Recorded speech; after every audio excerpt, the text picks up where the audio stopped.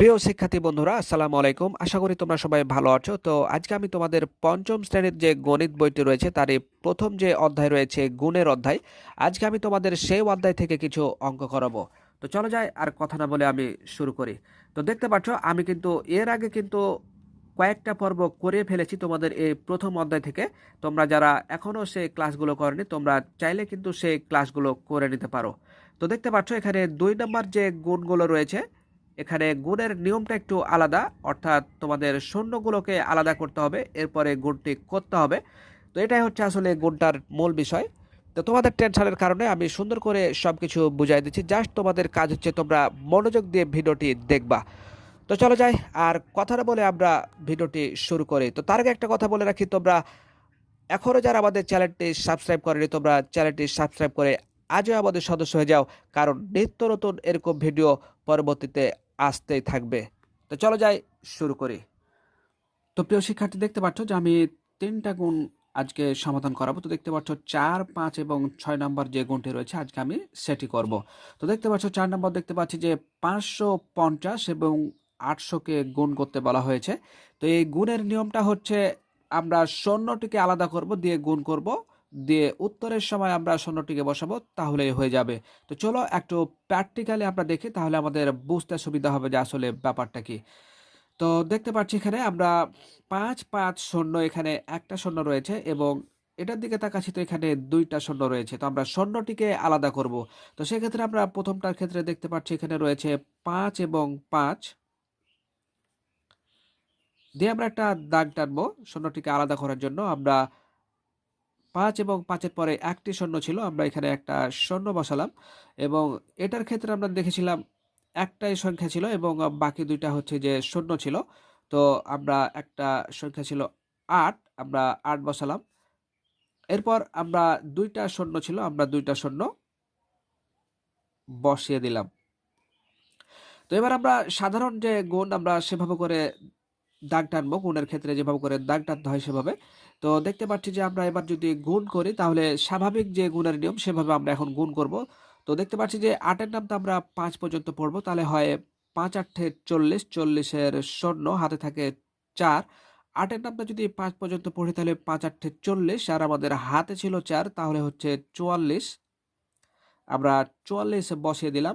এখন প্রশ্ন হচ্ছে আমরা এই শূন্যগুলো কি করব? যেটা হচ্ছে অঙ্কের মূল বিষয় সেটা হচ্ছে এখন এই যে শূন্য আছে এই শূন্যটিকে আমরা বসিয়ে দিব। তাহলে আমরা এখন গুনবো যে টোটাল কয়টা শূন্য আছে। উপরের লাইনে আছে একটা এবং নিচেরটাতে রয়েছে 2টা, তাহলে 2টা আর একটা 3টা।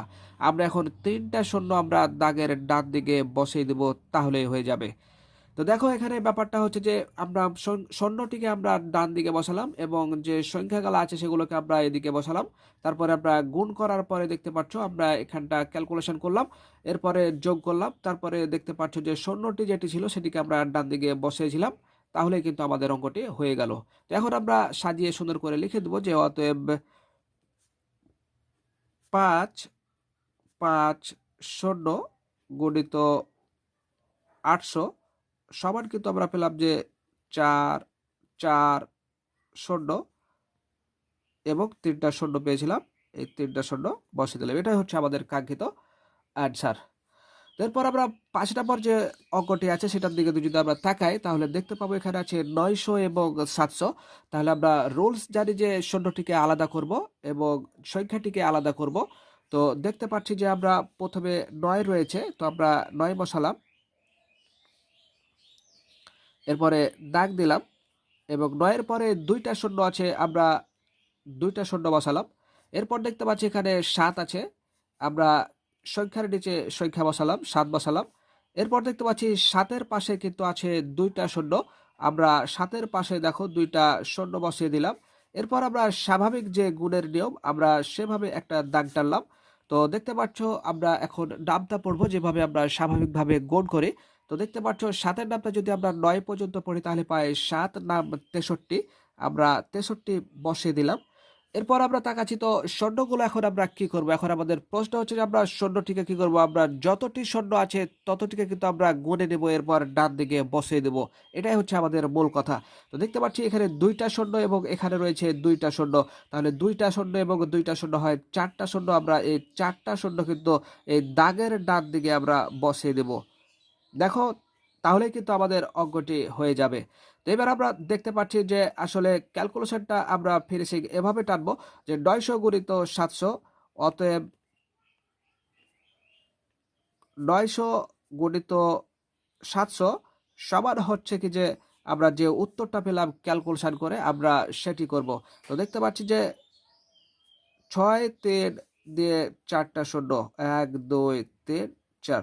দেখতে পাচ্ছ আমাদের উত্তর কিন্তু রেডি। অঙ্কগুলা কিন্তু খুবই সহজ। তোমরা যদি একটু চেষ্টা করো তাহলেই পারবে। যদি তোমাদের বুঝতে অসুবিধা হয় তোমরা আবার রিপিট করে দেখো, তাহলে অবশ্যই বুঝতে পারবে ইনশাআল্লাহ। তো চলো যাই এবার আমরা ৬ নম্বর অঙ্কটি দেখি। তো ৬ নম্বর আমরা দেখতে পাচ্ছি যে এখানে দেখতে পাচ্ছি ৪ ৩ ৫ শূন্য, এখানে শূন্য রয়েছে একটি এবং দ্বিতীয়টাতে আমরা দেখতে পাচ্ছি ১ ২ শূন্য, অর্থাৎ শূন্য রয়েছে কিন্তু এটা তো একটি। তো আমাদের কাজ হচ্ছে আমরা শূন্যটিকে কিন্তু আলাদা করব। তো শূন্যটিকে যদি আমরা আলাদা করে লিখি তাহলে আমরা এভাবে করে পাই যে ৪ ৩ ৫। এবার আমরা শূন্যটাকে আলাদা করবো, এই জন্য একটা দাগ দিলাম, দিয়ে শূন্যটা বসালাম। এরপর দেখতে পাচ্ছি এখানে সংখ্যার নিচে আমরা যে সংখ্যাটা বসাবো, এখানে দেখতে পাচ্ছি ১ এবং ২ রয়েছে। তো আমরা ১ এবং ২ কে বসিয়ে দিলাম। এরপর দেখতে পাচ্ছি একটি শূন্য রয়েছে, আমরা শূন্যটাকে বসালাম। এরপর স্বাভাবিকভাবে যে গুণের নিয়ম সেভাবে আমরা দাগ টানলাম। তো এবার আমরা স্বাভাবিক যে গুণের নিয়ম সেভাবেই কিন্তু আমরা আসলে গুণটি করব। তো দেখতে পাচ্ছি যে ২ এর নামতা আমরা ৫ পর্যন্ত পড়বো, তাহলে হয় ২ এর নামতা ৫ পর্যন্ত পড়লে ৫ দুগুণে ১০, আমরা ১০ এর শূন্য বসালাম। এবার ২ এর নামতা ৩ পর্যন্ত পড়বো, তাহলে ৩ দুগুণা ৬, হাতে ছিল ১, তাহলে হয় ৭।